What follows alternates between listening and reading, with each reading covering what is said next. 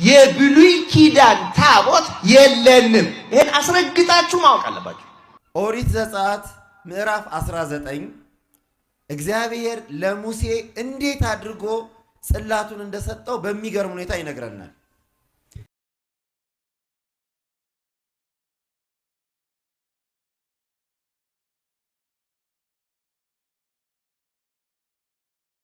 በጌታችን በመድኃኒታችን በኢየሱስ ክርስቶስ ስም የእግዚአብሔር ጸጋ በያላችሁበት ይሁንላችሁ እያልሁ መልካሙን ሁሉ እየተመኘሁ የእግዚአብሔር ልጆች እንደምን አላችሁ? እንደምን ሰነበታችሁ?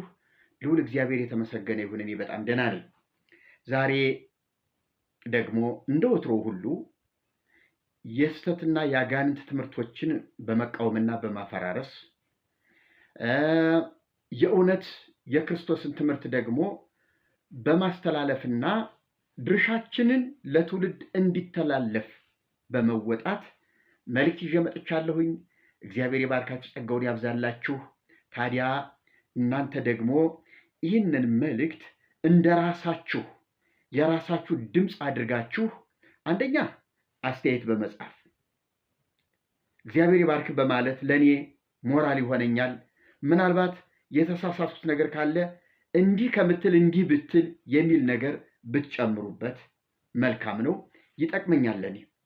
በሌላ በኩል ጸሎታችሁ ደግሞ በያላችሁበት አይለየኝ። እግዚአብሔር ይባርካችሁ፣ ጸጋውን ያብዛላችሁ። ተባረኩልኝ።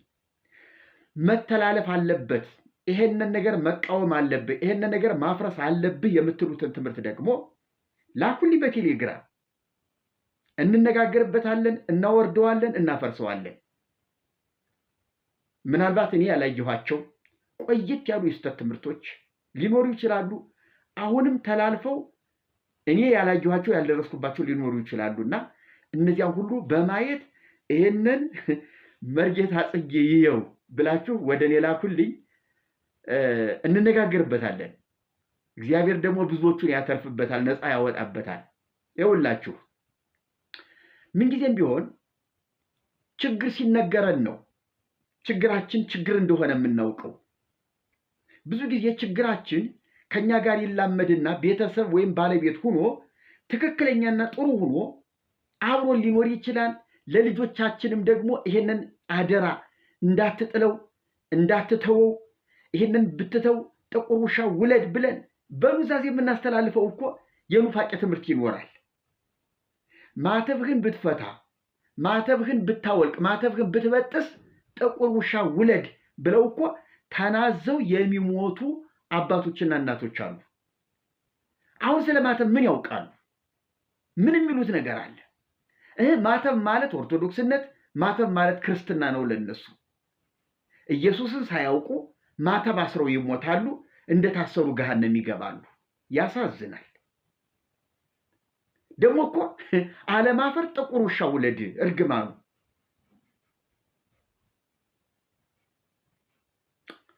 ይገርማል እኮ። ስለዚህ ወገኖቼ እንዲህ አይነት ትምህርቶች አሉ። ደግሞ ክፉ ሰዎች ያንኑ ትምህርት ስለሚያጸኑላቸው በክፉ ትምህርታቸው ያ እውነት ይሆንላቸዋል። ትክክል እንደሆኑ አድርገው ያስባሉ። ስለዚህ ትክክል እንዳልሆነ በእግዚአብሔር ቃል በማሳየትና በመግለጥ እንደሱ ሳይሆን እንዲህ ነው በማለት ልናሳያቸው ይገባል። ዘመናችን የስተት ትምህርቶችን በማውገዝ እውነትን በመግለጥ ነውና ይሄንን ነገር ልታበረታቱኝ ይገባል። ሁላችንም ቢሆን የስተት ትምህርታችን ተነግሮን አይተነው አጥንተነው ነው የተላቀቅነው። የስተት ትምህርት እንደሆነ የያዝነው ባይነገረን ኑሮ በዚያ ትምህርት እንቀጥል እንኖር ነበረ፣ ደግሞ እናስተምረው ነበረ። ስለዚህ ወገኖቼ ይህንን ነገር የማጋለጡን ነገር አጠንክረን እንቀጥልበታለን። የተሐድሶ ትልቁ ዓላማም ይሄው ስለሆነ እግዚአብሔር ይባርካችሁ፣ ጸጋውን ያብዛላችሁ። ታዲያ ዛሬ ምን ይዘህ መጣህ ትሉኝ እንደሆነ በክፍል 1 ታቦት እንደሚያስፈልግ እንደሚጠቅም ራሱ እግዚአብሔር የሰጠን እንደሆነ ባለፈው ጊዜ መምህር ስሙር ስዕልን የሰጠን ራሱ እግዚአብሔር ነው በታቦቱ ላይ ስለሆነ የሰጠን ብለው ነበረ። የነሐሱን እባብም ስዕል አድርጎ እግዚአብሔር ራሱ ያስተማረበት ነው። ስለዚህ ቤተክርስቲያናችን ለስዕል ብታጥን ብትሰግድ፣ በስዕል ፊት ብትጸልይ፣ በስዕል ተማጽኖ ብታቀርብ ስህተት የለባትም፣ አልተሳሳተችም። ራሱ እግዚአብሔር ነው እንካችሁ ብሎ የሰጠን ብለው አስተምረው ያንን ውድቅ አድርገው ብዙዎቻችሁ ሸር አድርጋችሁታል፣ ተከታትላችሁታል። እግዚአብሔር ይባርካችሁ፣ ጸጋውን ያብዛላችሁ እና ያንን አፈራርሰነዋል። ዛሬም ከዚያው ከታቦቱ ባልራቀ ሁኔታ አንድ ሌላ ትልቅ ሰው የተናገሩት ነገር አለ። ከሳቸው ቀጥሎ ደግሞ የተናገረ ሌላ ሰው አለ። እስቲ የሁለቱንም እንመልከተው፣ እንደ ክፍል አንድ አድርገን እንመልከተው። ክፍል ሁለት ከዚሁ ያልራቀ የምንማረው ደግሞ ሌላ ትምህርት አለ። እግዚአብሔር ይባርካቸው፣ ተባረኩልኝ። ታዲያ እስቲ እኒህን ሰውዬ ሰምተናቸው እንመለስ። ጽላት የተባለውን ጉዳይ ምንጩ መሰረቱ ምንድን ነው? መጀመሪያ በቃ ከሁሉ በላይ አሁን ሰዎች ሲናገሩ እንደ ልባቸው ሲደነፉ መልስ መስጠት ያለብን ከምንጩ ነው። መድኃኒታችን ኢየሱስ ክርስቶስን እናውቃለን፣ እንሰብካለን የሚሉ ሰዎች አያውቁትም። እንደማያውቁት በሚገባ መንገር አለብን። ለእነዚያ ሰዎች ለድህነታቸው ልነግራቸው ይገባል። እንዲድኑ ስለማያውቁት የሚሰድቡት ነገር እግዚአብሔር ያከበረውን ነገር እንደሆነ እንዲረዱ። ደፋሮች፣ ኃጢአተኞች ናቸው። እግዚአብሔርን እየተሳደቡ ነው። ደፋሮች ናቸው። የእግዚአብሔር ቤተሰቦች ከመጽሐፍ ዕውቀት የወጡም ናቸው። መጽሐፍን አያነቡም፣ አያውቁም፣ አጠቃለው አያውቁም። አለፍ አለፍ እያሉ ምንጭ መጀመሪያና መጨረሻውን የማያውቁትን መጽሐፍ ነው የሚጠቅሱት። ስለዚህ እነዚህ ሰዎች መርዳት አለብን።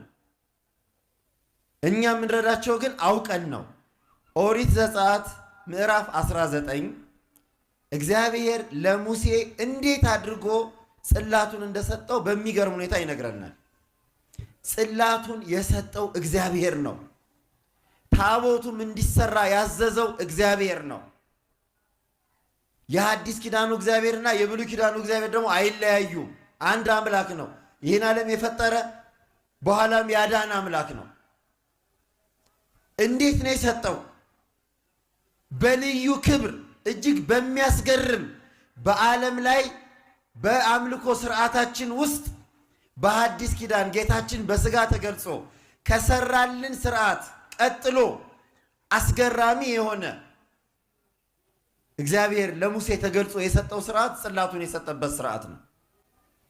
መጀመሪያ እግዚአብሔር ለሙሴ ተገልጾ ሕዝቡ ሁሉ አንድ ሳይቀር ጸሎት ያድርግ፣ 3 ቀን ይጹም፣ 3 ቀን እንዲጾም፣ እንዲጸልይ፣ ባልና ሚስት አብሮ እንዳይተኛ፣ እናትና ልጅ አብሮ እንዳይሆን፣ የሚጠባ ሁሉ እንዲያቆም እግዚአብሔር በልዩ ክብር አገላለጹ ኦሪት ዘጸአት ምዕራፍ 19 ከቁጥር 10 ጀምሮ እግዚአብሔር በልዩ ክብር በሲና ተራራ ይወርዳልና ይላል። በልዩ ክብር ነው የሚለው። በእሳትና በደመና ማንም ተራራውን እንዳይነካ የሚነካ ሁሉ ይሞታል። አሮን ሕዝቡን እንዲጠብቅ አስገራሚ ግርማ፣ አስገራሚ ትዕይንት አድርጎ እግዚአብሔር ሙሴ ብቻውን ወደ ሲና ተራራ እንዲወጣ እግዚአብሔር ጋር እንዲገናኝ ጠዋት አንስቼዋለሁ። 40 ቀንና 40 ሌሊት እንዲጸልይ ጾሞ ምንም ሳይበላ በዚህ ሁኔታ ነው ጽላቱን እግዚአብሔር ለሙሴ የሰጠው። የጻፈበት የትም ቦታ እግዚአብሔር ጻፈ የሚል መጀመሪያ ላይ አታገኙም። አያችሁ፣ እኒህ ሰውዬ መምህር ዳንኤል ይባላሉ። ከድሮ ጀምሮ በዚያው በቤተ ክህነት ግቢ ነው ማውቃቸው። ልዩ ስራቸው ምን እንደሆነ ከብዙ ጊዜ በፊት አላውቅም ነበረ። አሁን ግን የሲኖዶሱን የስብሰባ መግለጫ አንባቢ ሆነው በቴሌቪዥን ቀርበው አየኋቸው። ስለዚህ በአሁኑ ሰዓት እኒህ ሰውዬ እንደምን ሆነው እያገለገሉ ነው ማለት ነው? የሲኖዶሱ አፈ ጉባኤ ናቸው ማለት ነው። ገድለ መጥምቀ መለኮት ዮሐንስ ተወገዘ በተባለበት ጊዜ 3ና 4 በሚዲያ ፊት በመቅረብ ሲኖዶሱ የወሰነውን ውሳኔ በማስተላለፍ ለሕዝብ ያቀረቡ ትልቅ ሰው ናቸው። ምናልባት ስራቸው ይሄ ላይሆን ይችላል። ነገር ግን አቅርብ የተባሉ እሳቸው ተመርጠው ስለሆነ እንግዲህ እሳቸው ያቀረቡት የሲኖዶሱ ልሳን ወይም ደግሞ የሲኖዶሱ አፈ ጉባኤ ብለን እንሰይማቸዋለን። አለ የመንግስት የፓርላማ አፈ ጉባኤ አለ። ስብሰባን የሚመራ ለስብሰባው መግለጫ የሚሰጥ ረቂቆቹን መወያያ አጀንዳዎችን የሚያቀርብ አለ። ምናልባት ያ ለየት ያለ ክቡር ባለስልጣን ሊሆን ይችላል። እኒህ ሰውዬ ግን ሲኖዶሱ ራሱ የቀረጻቸው ርዕሰ ጉዳዮች አሉ። የኛን ርዕሰ ጉዳዮች ውሳኔ ተቀብለው ከታች ሁነው እንካ ተብለው የተወረወረላቸውን ደብዳቤ የሚያነቡ ሰው ናቸው ማለት ነው እንጂ ከሲኖዶሱ ጋር አብረው ቁጭ የሚሉ አይደሉም። እንግዲህ እንደምናያቸው ሽበት በሽበት የሆኑ ደግሞ ሲያያቸው ፊታቸው ገና ወጣትነት ያለበት ነው። ትልቅ ሽማግሌ አይነ መጭማጫ የሚባሉ ሰው አይደሉም። አንዳንድ የሽበት እንዲህ ያጋልጣል። ለማንኛውም ሽበት ትልቅ ሰው ያደርጋል ወይ? ሽበት ዕውቀት ይሰጣል ወይ? ሽበት ብስለት ያመጣል ወይ ብትሉኝ በፍጹም እንደሌለ ሽበት ምንም እንደማይጨምር ምንም እንደማያመጣ ከሳቸው አንደበት አየነው። እንደሰማችኋቸው ባለፈው ስሙን ስዕልን የሰጠ እግዚአብሔር ነው ከታቦቱ ላይ ስሎ ነው የሰጠን ብለው 2 ኪሩብን ጠቅሰው አስተምረዋል። እኚህኛው ደግሞ ራሱን ታቦቱን ነው።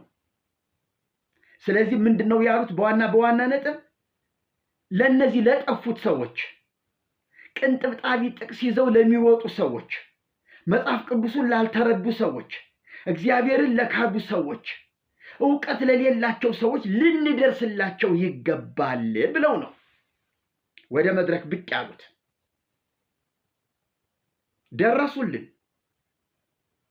ደረሱልን ከምንጩ ብለው የታቦቱ ጉዳይ ዝም ብሎ ድንገት እንደ እንግዳ ደራሽ እንደ ውሃ ፈሳሽ ይሄ የክረምት ውሃ አይደለ ዝም ብሎ ደራሽ ውሃ የሚባል ዝም ብሎ ከአንድ አካባቢ የዘነበው ዝናብ ጎርፍ ሆኖ ጥጃውንም እንስሳውን ሰውን ሳይቀር የሚወስድ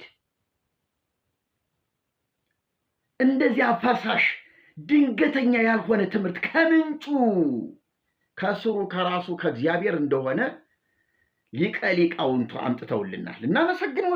እናመሰግኖታለን። ስለረዱን ስለደረሱልን እናመሰግኖታለን። ታዲያኛ ደግሞ ለእርሶ ልንደርስልዎት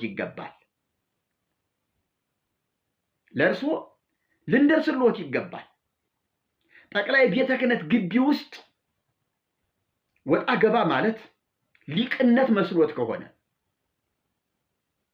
በኢትዮጵያ ኦርቶዶክስ ተዋሕዶ ቤተክርስቲያን ቴሌቪዥን መስኮት ብቅ ብሎ የሲኖዶሱን ውሳኔ ማንበብ የመጨረሻ የሊቅነት ጫፍ አድርገው አይተውት ከሆነ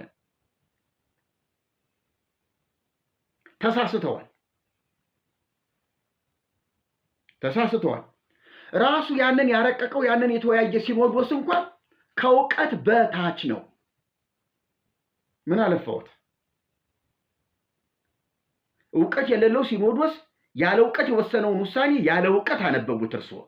ጭራሽ አሁን ደግሞ ለኛ ሊደርሱልን የተሻረ የሞተና የኩነኔ አገልግሎት ይዘውብን መጡ። የሚያሳፍሩ ሰው ነው። እንዴት ብሉይ ኪዳንን እንዴት አያዩትም ለብቻው? ሐዲስ ኪዳን የሚባል ምንድነው? ምክንያቱ የሐዲሱ ኪዳን ሕግ ምንድነው ብለው አዲሱን ኪዳን ለምን ለብቻው አያዩትም?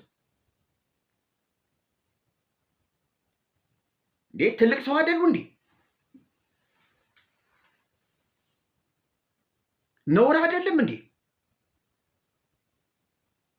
ያስተላለፉት መልእክት እኮ ለጥቂት ህዝብ አንድ ቤተክርስቲያን ላይ ቆመው ያስተላለፉት አይደለም። ህዝብ ዓለም እንዲያየው ወላ ኦርቶዶክስ ወላ ፕሮቴስታንት የትኛውም አማርኛ የሚሰማ ህዝብ ሁሉ እንዲሰማው ሚዲያ ላይ ነው ወጥተው የተናገሩት። ይሄንን ለማስተላለፍ ወደ ሚዲያ ከመውጣቱ በፊት 3 4 5 እስከ 7 አያዩትም?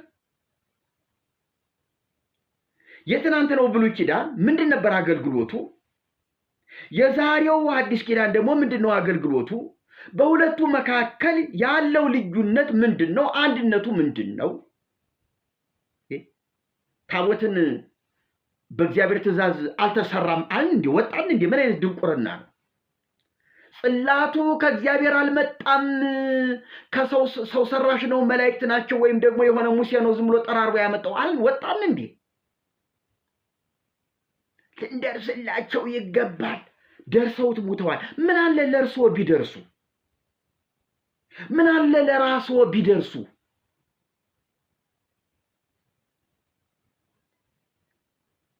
የውሎት እስካሁን አልሰሙ ከሆነ ለመጀመሪያ ጊዜ ከሆነ በመድረክ ላይ ቆሞ ለማስተማር የወጡት ሲጀመር ራሱ እግዚአብሔር ሙሴን ጠርቶ 40 ቀን ያህል እዚያ ተራራ ሙሴ ጋር እየተነጋገረ ራሱ ጽላቱን ቀርጾ ፊደላቱን ጽፎ ለሙሴ የሰጠ ራሱ እግዚአብሔር ነው። ተረጋግተው እንዲህ ብለው ያምናሉ እንዴ ብለው ቆም ብለው ያስቡ። እንኳን እኛ ተሐድሶቹ መናፍቃን ካዲያን በስንዴ በሰልባጭ በምናምን የመጡ የሉተር ምናምን የምትዋቸው ፕሮቴስታንት እንኳን ከርሶ በተሻለ ሁኔታ ይሄን አበጥረው አሳምረው ይሰብኩታል። ታቦቱ ጽላቱ ከየትና እንዴት እንደመጣ እንዴት ከሚሰድቧቸው ሰዎች እንዴት ወርደው ይገኛሉ? እንዴት ከነሱ ከሚሰድቧቸው ሰዎች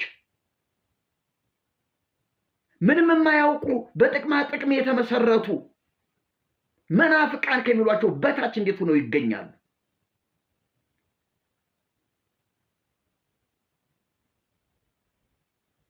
እንደ ቤተክርስቲያን ውስጥ በቃ ሰው አይውጣብሽ ተብላ ተረግማለች ማለት ነው። እና አለቃ ታየን እና አለቃ ኪዳነ ወልድ ክፍሌን እና አለቃ ዘነበን እነዚያ ሊቃውንት የገፋች ቤተክርስቲያን ያደማች ያቆሰለች ቤተክርስቲያን ሰው አይውጣብሽ ሰው አይብቀልብሽ ተብላ የተረገመች ትመስላለች። አዎ ይሄማ በእርግጥ ሳይኖር አይቀርም። ይሄ ሳይኖር አይቀርም።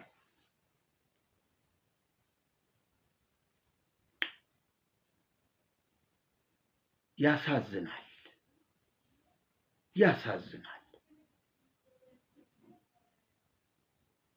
ያልተባለ የሌለ ነገር እየፈጠሩ እንዲሁ ዝም ብሎ እንዲህ ይላሉ። እንዲህ እንበላቸው እንድረስላቸው ይባላል እንዴ? ታቦት ይዘው ነው እንዴ ወደ የሚመጡት እንዴ? እስቲ ለእርስዎ ግዕዝ ልንገሮት። የግዕዝ ባለሙያ አይደሉ? ቤተ ክህነት ግቢ የሚውል ሰው መቼም ትንሽ ትንሽ ግዕዝ ሳይሰማ አይቀርም። አንትሙ ውእቱ ታቦቱ ለእግዚአብሔር ወማኅደሩ ለመንፈስ ቅዱስ። አንትሙ ውእቱ ታቦቱ ለእግዚአብሔር ወማኅደሩ ለመንፈስ ቅዱስ።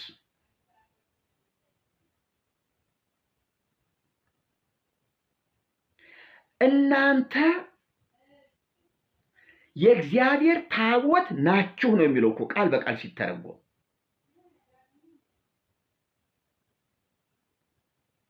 ስለዚህ እግዚአብሔር ሁለት ታቦት የለውም። ሁለት ታቦት የለውም እግዚአብሔር። የብሉይ ኪዳኑን አስቀርቶ የሐዲስ ኪዳን ታቦት ግን እናንተ ናችሁ አለ። ስለዚህ በደሙና በመንፈስ ቅዱስ ቀድሶ እኛን ታቦቱ አደረገን። ጽላቱ እሱ ራሱ ሆነ፣ በእኛ ላይ አደረ። ትእዛዜን የሚያደርጋት የሚጠብቃት አነ ወአቡየ ንመጽሐቤሁ ወንገብር ምዕራፈ ውስቴቱ፣ እኔና አባቴ ወደ እርሱ እንመጣለን፣ በእርሱም ዘንድ መኖሪያ እናደርጋለን። የታቦቱ መኖሪያነት ቀረ። በዚህ ላይ ሁኜ አነጋግርሃለሁ ማለት ቀረ።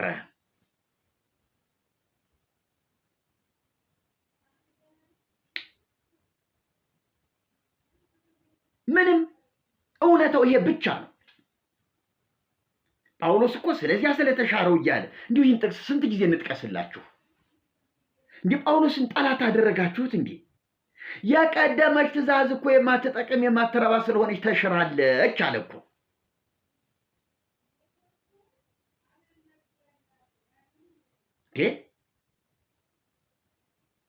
አሁን ይህን የተሻረ ያንን የወደቀ ያለቀ ነገር እንድረስላቸው ገና አንተን እናስጥልሃለን እንጂ ምን ወደኛ ታመጣዋለህ?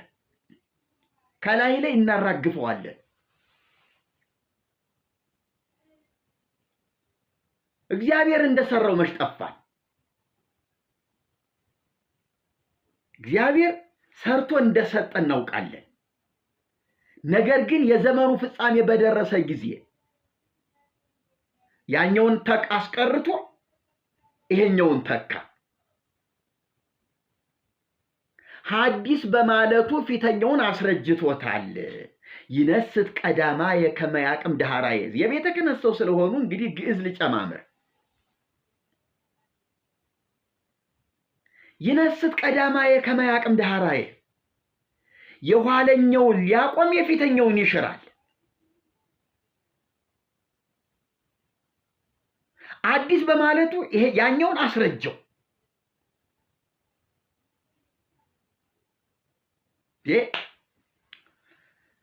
ዋው ዋው ዋው ዋው ዋው!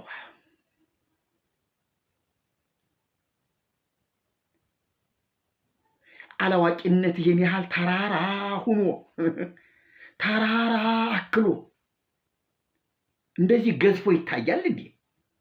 አላዋቂነት ቀሚሱ ተደርጎ መስቀሉ ተደርጎ በእውነቱ ልንደርስላቸው ይገባል። ያሳዝናሉ። እንዴት አንጀት ተበላ። የሞት አገልግሎት ታሸክመኛለህ እንዴ? ይሄ እኮ ከመተተኞች አይተናነስም። የተሻረ የሞተ ነገር ይዞ መምጣት፣ የሞተ ነገር መሳብ መናፍስት ጠሪነት ነው፣ ሙት አንሳቢነት ነው። የሞተ ብሎታል ጳውሎስ። የሞተ ከሆነ የተቀበረ ነው።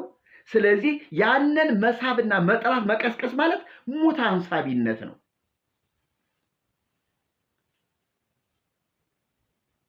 ክብር ለእግዚአብሔር ይሁን። መድኃኒትና ቤዛ አድርጎ አዲሱን ኪዳን ቀራንዮ ላይ ያቆመ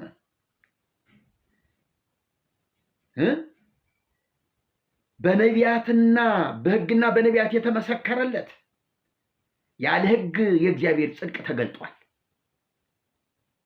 ኢየሱስ ክርስቶስን የኃጢአታችን ማስተስሪያ አድርጎ አቁሞታል። እግዚአብሔር ብሉይ ኪዳንን የቃል ኪዳኑን ታቦት እንደ መካከለኛ አድርጎ ሲጠቀምበት ነበረ። በዚህ ላይ ሁኛ አነጋግርሃለሁ ይል ነበር እግዚአብሔር። ነቢይን ሲፈልግ፣ ሙሴን ሲፈልግ፣ አሮንን ሲፈልግ በዚያ ይወርዳል እግዚአብሔር። እዚያ ላይ ሆኖ ሰው ያነጋግር ነበረ። እግዚአብሔር አሁን በታቦት ላይ አድሮ ማንንም አያነጋግርም፣ ቀርቷል። እሱ ኢየሱስ ክርስቶስ ነው። እግዚአብሔር ከሕዝቡ ጋር የተነጋገረበት ኢየሱስ ክርስቶስ ነው። ቋንቋዬ ነህ ጌታ መግባቢያዬ ብለን ነው የምንዘምረው።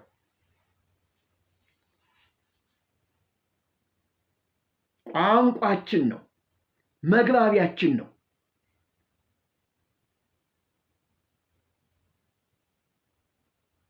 እሱ ነው አሁን የአዲሱ ኪዳን መካከለኛ እሱ ነው። ደግሞ መካከለኛው አንድ ነው።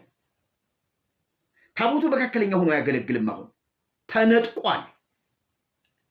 የአሮንን ክህነት ይውሉ መምህር ዳንኤል እግዚአብሔር አምላክ ሐዲስ ኪዳን ላይ ብዙ ነቢያት፣ ብዙ ካህናት፣ ብዙ መቅደስ አላስፈልገው።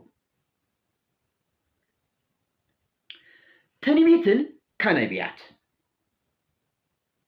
ክህነትን ከነ አሮን፣ መንግስትን ከነ ዳዊት። ስለዚህ መንግስትን፣ ክህነትን፣ ትንቢትን ዘበነቢያት ነቢይ፣ ዘበሐዋርያት ሐዋርያ፣ ዘበሰማዕታት አክሊል መምህር ሊቀ ማህበር ውእቱ ኢየሱስ ክርስቶስ።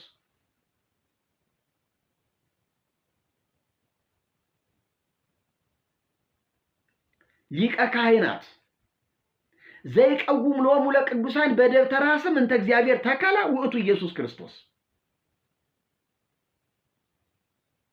እግዚአብሔር በተከላት በምስክር ድንኳን ለቅዱሳን የሚቆምላቸው እርሱ ኢየሱስ ክርስቶስ ነው።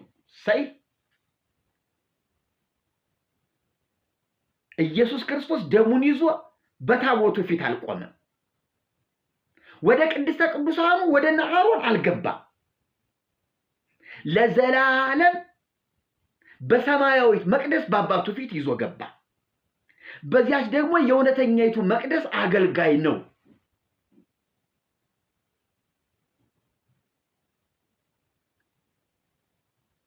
ስለ እነርሱ ሊያማልድ ዘወትር በሕይወት ይኖራል።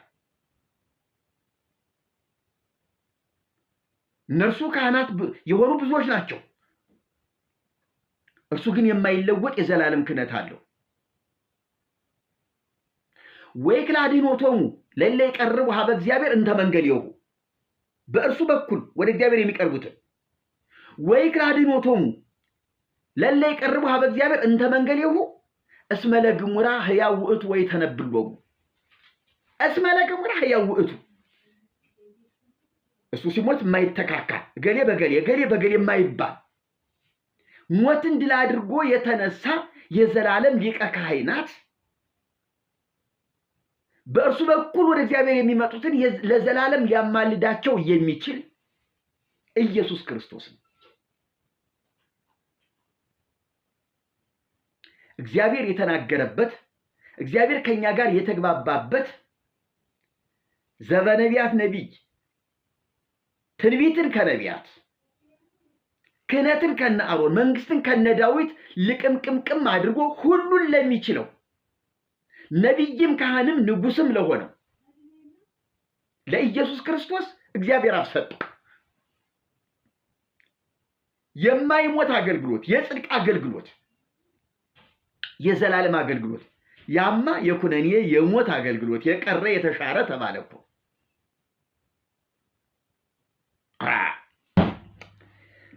ወይ ታምር ወይ መምህር ዳንኤል እንዴ! ሬሳሬ ሰው ነው እንደዚህ መድረክ ላይ የሚቆመው። ያሳዝናል፣ በጣም ያሳዝናል። እንድረስላቸው እንዴ!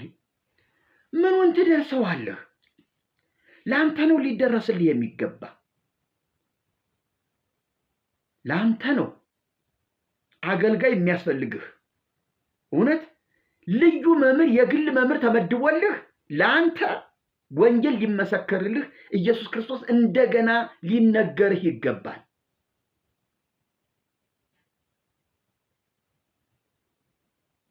ገና ከተሻረ ኪዳን ላይ ነው ያለው።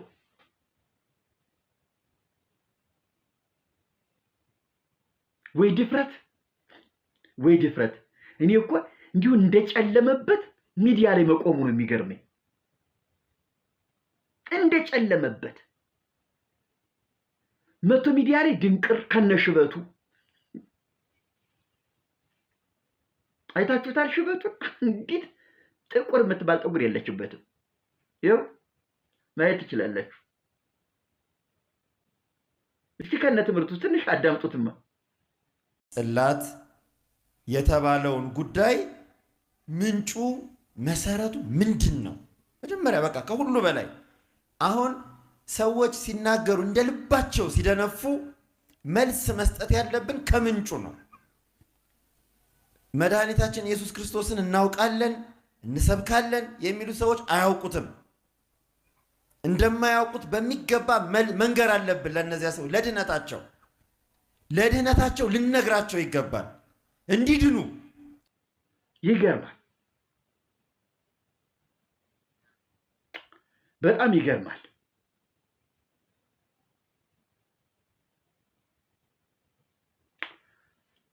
እንደው የምታሳዝነኝ ቤተክርስቲያኗ ምእመናን ናቸው። ሰው እየመሰሏቸው ትምህርት ይዘው የመጡ እየመሰሏቸው እንዲህ አይነት ውዳቂ ትምህርት እየሰሙ እድሜያቸውን የሚገፉ ምእመናን ናቸው።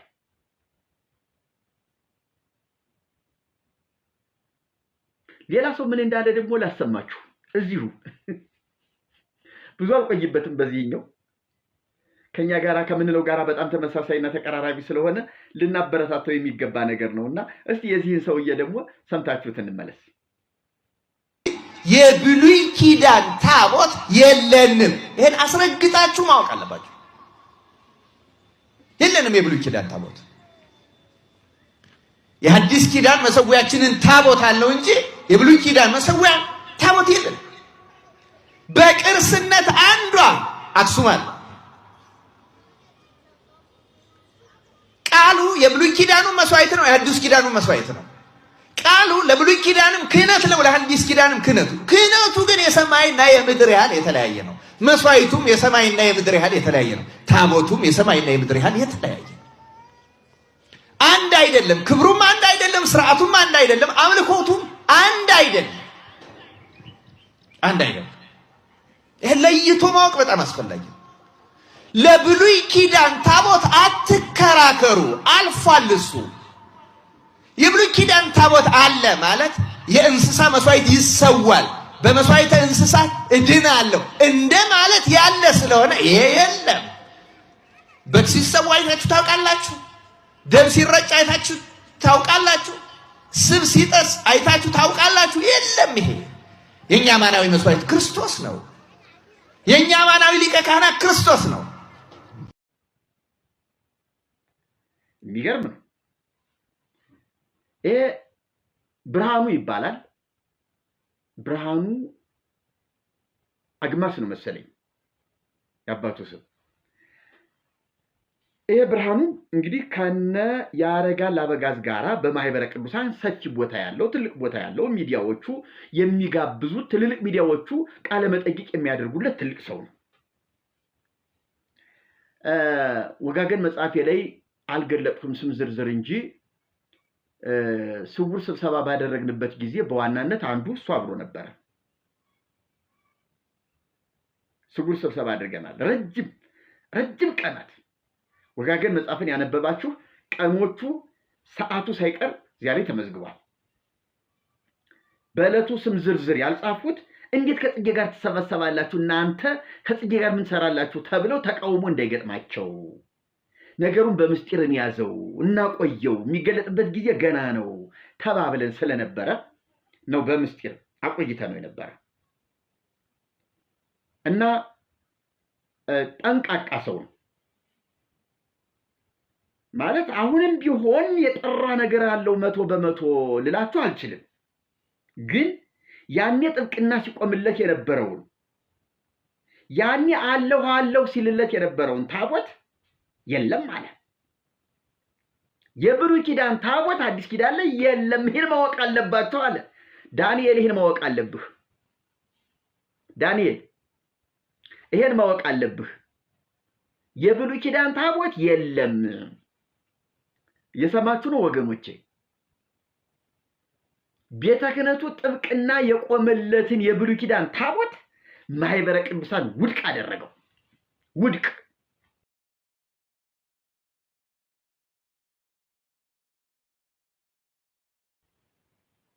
የለንም አለው። ስለዚህ የሐዲስ ኪዳን ታቦት አለ፣ እሱ ደግሞ በቦታው ይገለጣል ማለት ነው።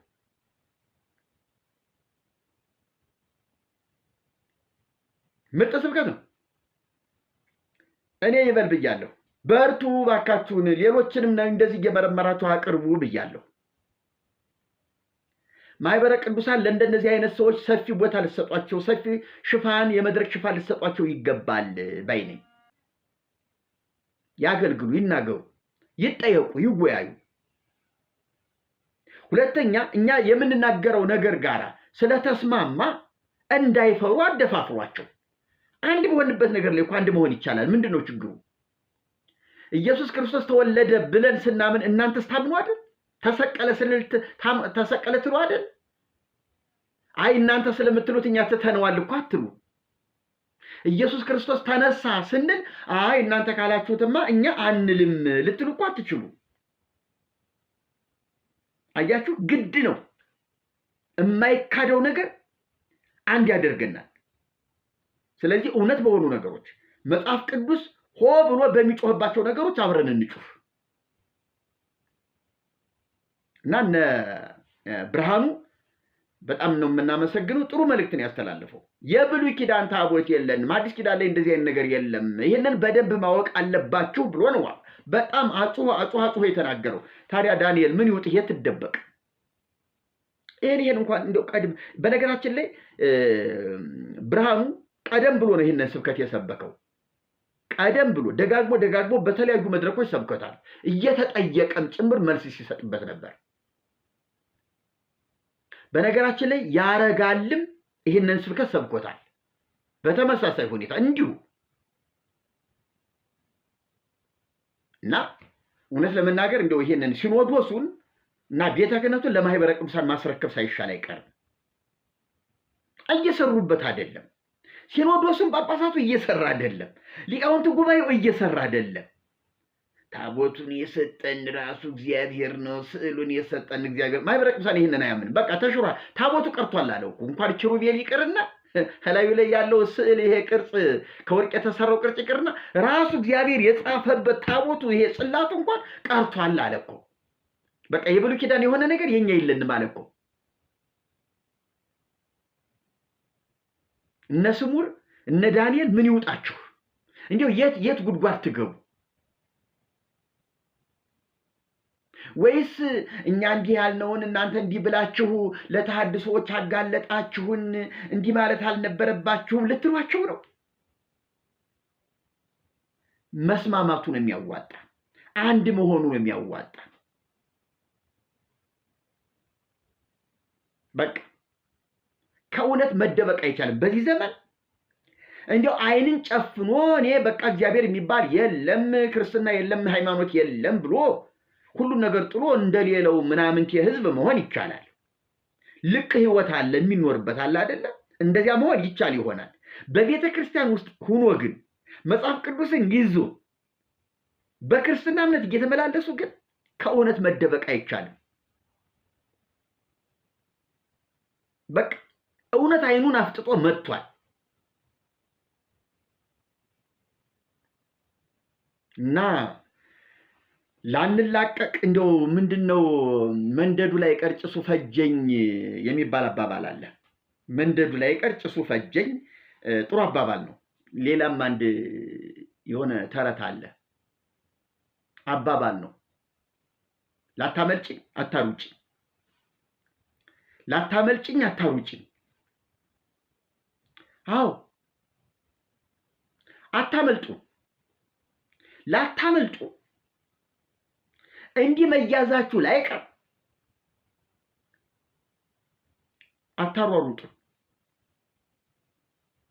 ለእናንተም ውርደቱ እየበዛ ይሄዳል። ውርደቱ አንገት መድፋቱ መሸማቀቁ እየበዛባችሁ ይሄዳል።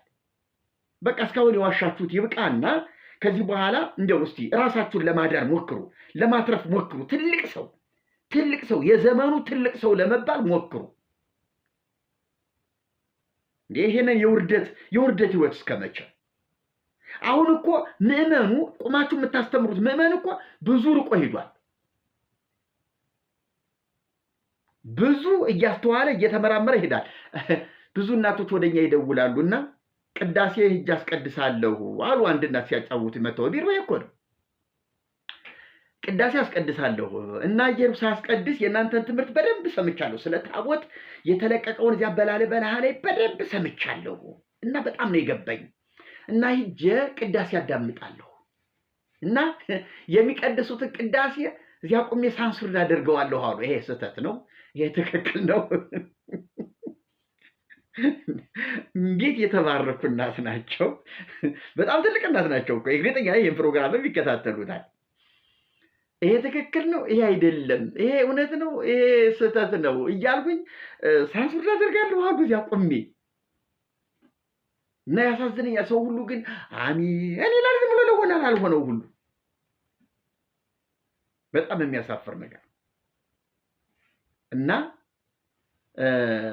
ብዙ ሰው እያስተዋለ መጥቷል። ከፊት ለፊታችሁ የተቀመጠው ህዝብ ሁሉ ዝም ብሎ አላዋቂ እናንተ በገመድ አንገቱን ይዛችሁ የምትጎቱት እንዳይመስላችሁ።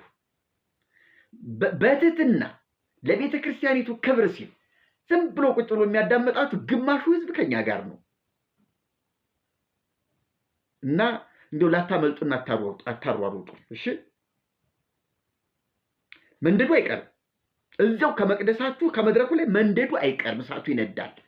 ጭሱን አታጫጭሱት። እርጥብ ምናምን ይሄ ብስባሽ ነገር እየጨመራችሁ አታጫጭሱት። ይንደድ፣ የእግዚአብሔር ቃል እሳት ይንደድ፣ በመድረኩ ይንደድ። ይሄ ገድሉ ምናምኑን እያነበባችሁ እየሰበካችሁ አታጫጭሱት። በቃ የእግዚአብሔር ቃል እውቀት በምዕመናኑ በመድረኩ እንደ እሳት ይንደድ። መድረኩ ለከበረው ወንጌል ይሁን። ዝማሬዎች በሙሉ ለጌታችን ክብር ይሁኑ። እንዴ ከመላእክት አትማሩም እንዴ? መላእክት ማርያም አረገች፣ በልጇ ቀኝ ተቀመጠችሽ ይገባሃል እያሉ የሚያመሰግኑት መላእክት በዙፋኑን ከበው ማንን ነው? አንድም ቀን እንኳን እንዲሁ ይገባሻል ያሏት አለ እንዴ? እንዴ ከመላእክት አትማሩም? እንዴው እናንተ መቼም ከኛ ይልቅ የመላእክት ጥገኞች ናችሁ። መላእክትን አክባሪዎች፣ መላእክትን ሰሚዎች፣ የመላእክት ጠበቆች ናችሁ እና መላእክት ራእይ ላይ እንደው ከምዕራፍ 4 ጀምሮ ራእይ ስትመለከቱ የታረደውን በግ ነው የሚያመሰግኑ። የታረደውን በግ ኢየሱስን ነው የሚያመሰግኑ። ቅዱስ ቅዱስ ያለ የነበር ታርዳሃልና እያሉ የምትመጣ እያሉ እሱን ነው የሚያመሰግኑ። እንደ ከነሱ አትማሩም እንዴ? ምን ነው የዚህ ጊዜ ከመላእክት መማር አቃታችሁ? በዚህ ጊዜ መላእክትን መስማት እንዴት አቃታችሁ? ለነሱ ስትሰግዱ፣ ለነሱ ስታጥኑ፣ ለነሱ ስትንበረከኩ እነሱ የሚሰግዱለትን እንዴት ዘነጋችሁት? ከነሱ ጋር ተባብራችሁ ይገባሃል ብላችሁ ጌታን ማመስገን እንዴት አቃታችሁ? ስለዚህ ልብ በሉና እንደው ራሳችሁን ገዝታችሁ አደብ ገዝታችሁ ይሄ ነገር የት እየወሰደን ነው፣ ሂዶ ምን ሊሆን ምን ሊፈጠር ይችላል የሚለውን ነገር በደንብ አስቡበት፣ በደንብ ምከሩበት። እኔ ቤተክርስቲያኔን አከብራለሁ፣ መድረኳን አከብራለሁ፣ አባቶችንም ቢሆን አከብራለሁ። እኔ ስትሳሳቱ ነው ከስህተታችሁ ጋር የምደባደበው። ስህተቱን አውጥቶ የተናገረውን ሰው ተቸዋለሁ። ለምን እንዲህ ትላለህ እለዋለሁ። ከማንም ጋር የግል ጠብ የለኝ። እንደዚያ ሰውነቴ ወላልቆ በተጣለበት ጊዜ እንኳን እውነት ለመናገር ለቤተ ክርስቲያን ፍቅር ብላችሁ ያደረጋችሁት ቂም የለኝም በምንም ተአምር። ማህበረ ቅዱሳን ጋር እኮ ስብሰባ አደረግን እኮ ተደብድቤ እንደዚያ ቆስዬ ይሄ እንደታሸገ እኮ ስብሰባ ላይ ቁጭ አልን እኮ። ቤተ ክርስቲያኒቱ መታደስ ይገባታል። አዎ ስህተት አለ እናምናለን። ነገር ግን ስህተቱ በውጭ ባሉት የታድሶ ሰዎች ትታደስ ወይስ ከውስጥ ባለነው ሰዎች ትታደስ ነበር ውይይታችን። ይሄንን እኮ ይነጋል ላይ አስቀምጨዋለሁ፣ ወይ ወጋገን መጽሐፍ ላይ አስቀምጨዋለሁ። ተስማምተን ባጀት መድበን ከዚያ በኋላ ሌላ አምባጓሮ ከመቅደስ ከውስጥ ተፈጥሮ ማህበረ ቅዱሳን ይሄኛው ጉዳይ ይችላልና ለእኔነቱ ክብር ሲል ያው ከናባ ጳውሎስ ጋር ድብድብ ገጠመ። ትንሽ ነገሩ ተዘናጋ ቀረ በቃ። ከዚያ በኋላ ያረጋል አበጋዝ የሄደበትም ጥሩ መንገድ አይደለም። ልክ የህዝቡን ትኩረት ለመሳብ እነ ጽጌ እነ የኔታ ጽጌ እያለ ይነጋልን መጽሐፎችን ባይታዊ ሰይጣንን ማጋለጥ ጀመረ እና ያ ቪዲዮው ሲዲው ደረሰኝ አየሁት። በቃ እንግዲህ ሰዎቹ አልሆነላቸውም፣ ተሸንፈዋል። በቃ ተሐድሶን መቀበል ማለት ማህበረ ቅዱሳንን ማጣት፣ ማህበረ ቅዱሳንን ማፍረስ ይሆናል። ስለዚህ እንደው ተሐድሶን ከመቀበል የማህበረ ቅዱሳንን እኔነት ባለበት በድንቁርናው ይቀጥል ብለው ነው መሰለኝ ትተውታል። ያው ገድልና ድርሳን እየሸጠ እየነገደ ይኖራል፣ ይነግዳል። እና እባካችሁን ግን እናንተ አሁን የበሰላችሁ ሰዎች ከዚህ ነገር እንደው እባካችሁን እንደው ጠንከር ብላችሁ አቋማችሁን ይዛችሁ እንድትሞግቱና መስተካከል አለበት ብላችሁ የምትሉትን ነገር ወደ ህዝብ እንድታደርሱ አደራ ነው የምለው። እንግዲህ ይሄን ይመስላል የዛሬው መልእክት። እግዚአብሔር ይባርካችሁ። እንደው እንድትገነዘቡ የምፈልገው ግን ይህንን አስምሬበትም አልፈው ሲኖዶሱም ሆነ የሲኖዶሱ አፈ ጉባኤ እነ መምህር ዳንኤል ጥብቅና የቆሙለትን የታቦትን ነገር ምንጩ እግዚአብሔር ነው፣ መነሻው መገኘው እግዚአብሔር ነው ያሉትን ያንን የብሉይ ኪዳን ታቦት የለንም ብለው ውድቅ እንዳደረጉትና እንዳደባዩት እንድትገነዘቡልኝ ነው የምፈልገው። ስለዚህ ቤተክርስቲያኒቱ ጥሬና ብስል ሆናለች። እንግዲህ ወደ በሰለው ነገር እንድትደርስ እንበረታለን። እግዚአብሔር ይባርካችሁ። ተባረኩልኝ ወገኖቼ። ይህን ፕሮግራም ታዲያ ለብዙዎቹ እንዲዳርስ ደግሞ ድርሻችሁን ተወጡ። በተለይ ኦርቶዶክሳውያን አንዱ እንዲህ የሚለው ምንድን ነው? ወጥነት የሌለው ትምህርታችሁ ምንድን ነው? ተነጋገሩና አንድ ነገር አድርጉ፣ እኛንም ግራ አታጋቡን ብላችሁ እንድትጠይቁ ኦርቶዶክሳውያንም አደራ ነው የምለው። እግዚአብሔር ይባርካችሁ። ካህናት መነኮሳት ፕሮግራሚን እየተከታተላችሁ ነው አውቃለሁኝ። 4 ኪሎ ብቅ ስል ብዙ መነኮሳት ብዙ ዲያቆናት ቀሳውስት እንዴት ነው መርጌታን እያላችሁ መንገድ እንደምትዘጉብኝና መንገዴን እንደምታጨናንቁት እያየው ነው። እግዚአብሔር ይባርካችሁ። ተባረኩልኝ።